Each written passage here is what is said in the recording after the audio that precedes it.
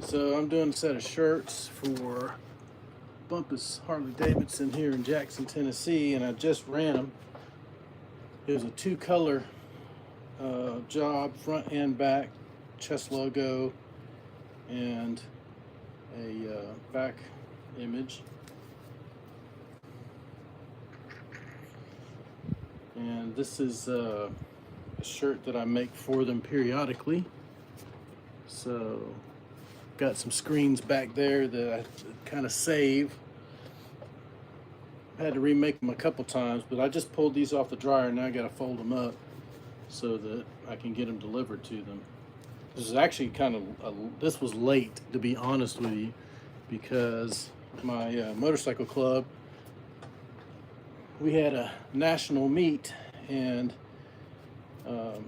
we wanted to do some things to be able to sell at that meet for the national club, and I just ran out of time trying to get that stuff done, and so I stopped everything else I was doing to get that stuff done, and I was already, kind of behind because I knew I had a week or so that I would be out of pocket.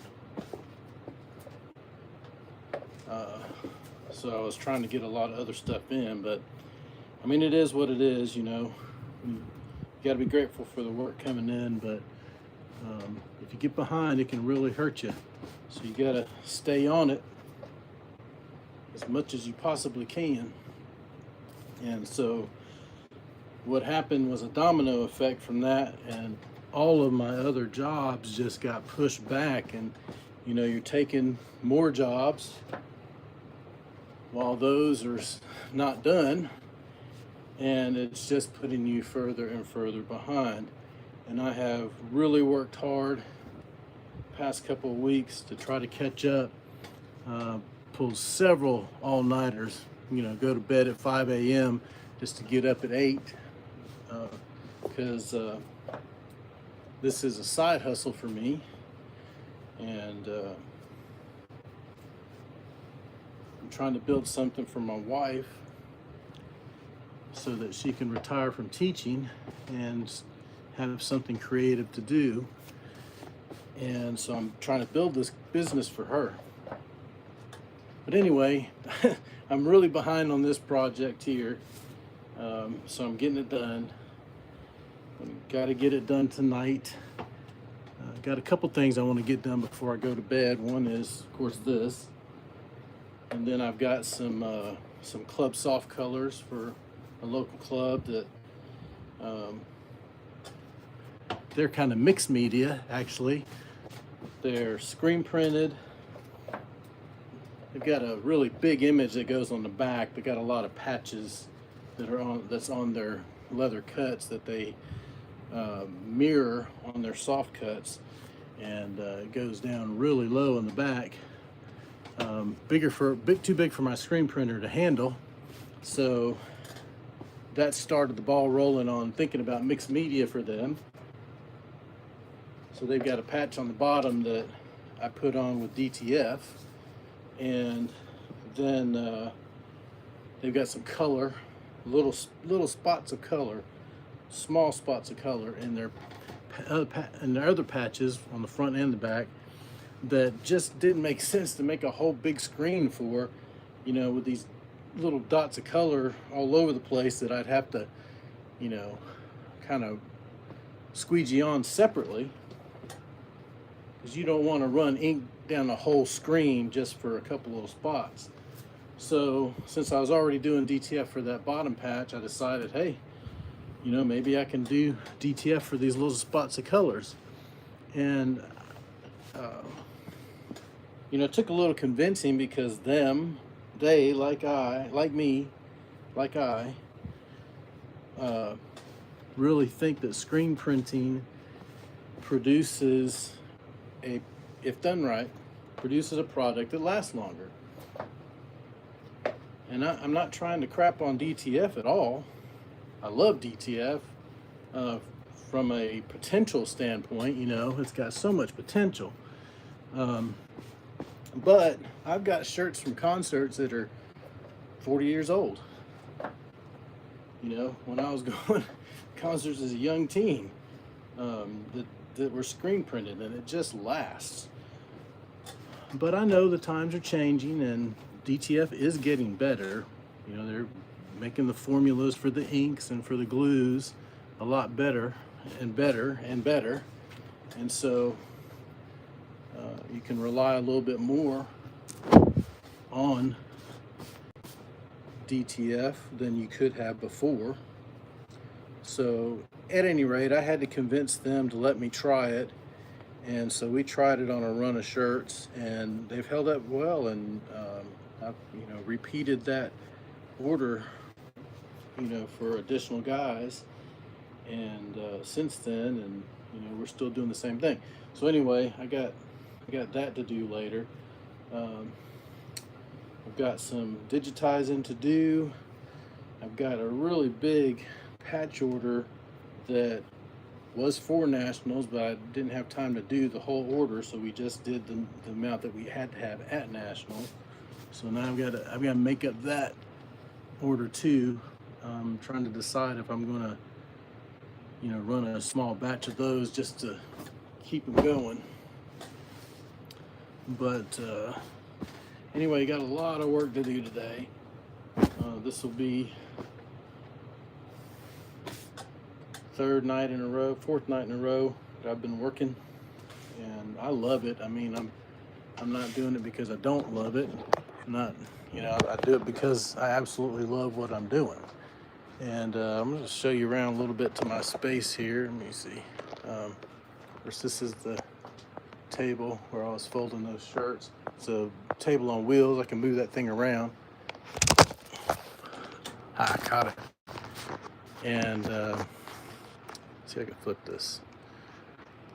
I don't do lives often, so bear with me. Yeah, this is the table I was using.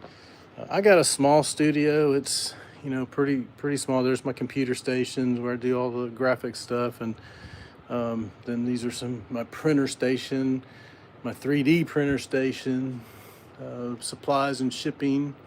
I've got some stock up top, hats. This is a neat idea. These are, I think they're 12 by 12 boxes or 8 by 8 boxes, something like that. I stack up and they hold hats really, really perfectly. This is my screen printer. It's a 4-station, 6-head, but I only have room in here for 1 head, so it's really kind of slowing me down to do that. But that's what I've got. And then I've got some screens that I've saved for repeat jobs up there. There's my oven. There's my Racoma. I love that thing. This is another little cart. Again, I'm strapped for space, and I'm actively working, so this room's a mess. But that cart has a laser and a hat press and a shirt press. Then this is my newest piece of equipment, and I love it. It is a screen printer for the screen press.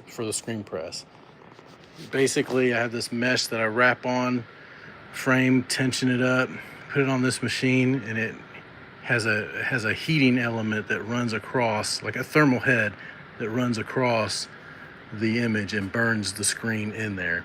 Now, I got this for doing the bigger screens because I was already using my S1 back there to burn screens using the Xtool screens.